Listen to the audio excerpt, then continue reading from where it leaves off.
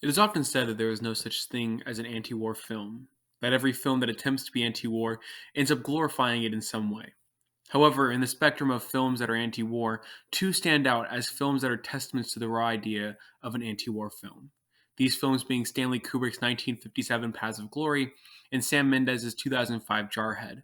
Both films, while very different in their approach to anti war storytelling, both share core ideas that connect them. This despite their nearly 60-year separation and very different times in which they were made. In this analysis, we will break down both films to their core elements, look at the time period in which they were made, and how the storytelling elements they utilize to find out how much the genre has changed over time, while looking at what aspects of it have also stayed the same throughout.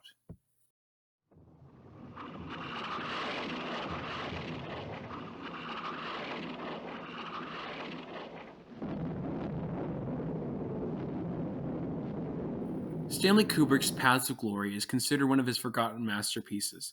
It is almost fitting, as the film, which depicts the First World War, is often looked over for its more widely known and bombastic brother, Full Metal Jacket, much in the same way that World War I is often looked over for the more widely known and bombastic World War II.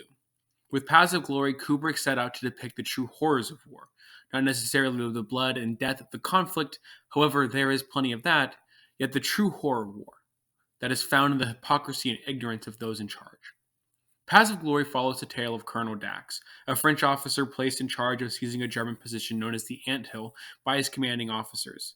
Dax himself knows this order is suicide and yet still decides to follow these orders and commands his men to take the hill.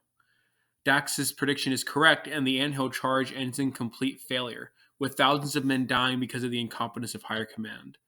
Instead of taking responsibility, the generals place the blame upon the soldiers and select three to be executed for cowardice in the face of the enemy. Dax is placed in charge of their defense and fights for their lives, yet is unsuccessful.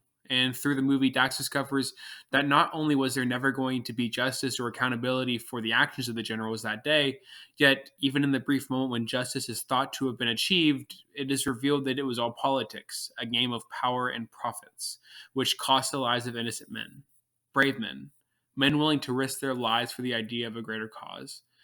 Even Dax, prior to the events of the movie, seems to hold these ideas himself, a model officer, just wanting to lead his men and do his duty.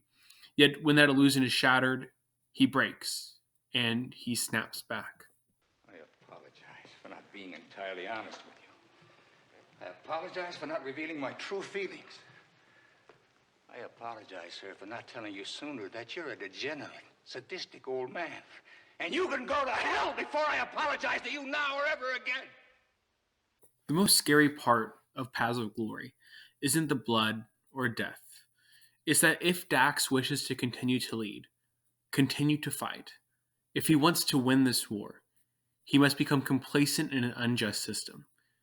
And that's how the movie ends. Not with Dax toppling the system or throwing out the corrupt generals. It ends with him failing to find that justice and relegating himself to simply continue the fight because it's all he can do. The movie as a whole is in stark contrast to other anti war movies, as its focus on the bureaucracy of war is far different than other depictions. However, it is this exact divergence from the normal formula of the genre that connects it to our other war film. You are no longer black or brown or yellow or red.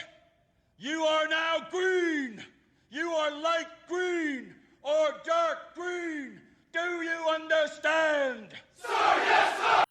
In comparison to Paths of Glory, Sam Mendes' Jarhead takes its own unique approach to the anti-war genre. Where Paths of Glory focused upon the incompetency of military bureaucracy and tells a much more grand story, Jarhead instead follows the story of an individual soldier, Swafford, and his experience in the Marine Corps during the First Gulf War, which separates Jarhead from the more prolific modern conflicts in Iraq and Afghanistan. Swafford's preconceived notions of what to expect when he arrives in Iraq are soon shattered by the reality of the conflict. Unlike most conventional war films, Swafford does not come face to face with the brutality of war, nor does he even come face to face with the enemy. When violence does come, it is random, swift, and fierce. However, even with these rare moments of conflict within the film, its focus is more personal. Looking at what affects having your humanity destroyed to be built back as a killing machine, then being stuck doing nothing for months watching your life back home fade away, has on someone. There's a scene towards the end of the movie that truly summarizes the core themes within it, where Swafford's spotter, Troy, breaks down as a result of being denied the ability to finally kill after months in Iraq. That's why we're here! Give it up, fucking hand! Fucking stop! Fucking stop! Stop it! That's my kill! Stop! That is my kill! That is my kill!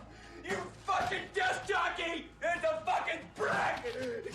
You don't know what we go through now! It isn't down! This scene encapsulates the core themes of Jarhead, that there are ramifications to war, to stripping down people into killers, tearing them away from their families to fight a war in which they themselves don't actually fight.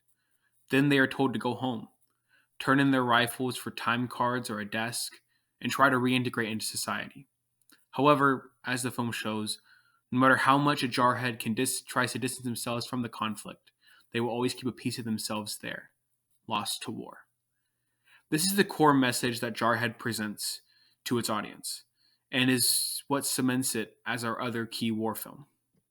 Now that we have given a brief synopsis of both films, let's now see how both compare, how they differentiate from each other, and how they relate to each other, and most importantly, their separation from the status quo of the genre as a whole. When looking at both films side by side, their differences become very clear. However, it is this very difference that connects them. Both films were made during different periods of time, with Kubrick's Paths of Glory releasing during the height of the Cold War, when it seemed that at any time the US and Soviets could go to war. This era of anti-war protest prior to the Vietnam War was mainly focused on those at the top, the overarching generals and commanders who were sending soldiers to die in a war. However, this movement was sorely lacking representation in film, thus Kubrick entered in to fill that void. Kubrick attacked the heart of the issue. He saw what the problem truly was and thus tailored his film accordingly. This affected the film negatively, as audiences at the time were not ready for a truly anti-war film. They expected action and blind patriotism, not a nuanced view of conflict, and thus it bombed and became the forgotten masterpiece that it is now. Now compare that to Sam Mendes' Jarhead, and you begin to see where these similarities begin to show. Jarhead released in a post-Vietnam era world, a world that had just been thrown into a complex wars in Afghanistan and Iraq.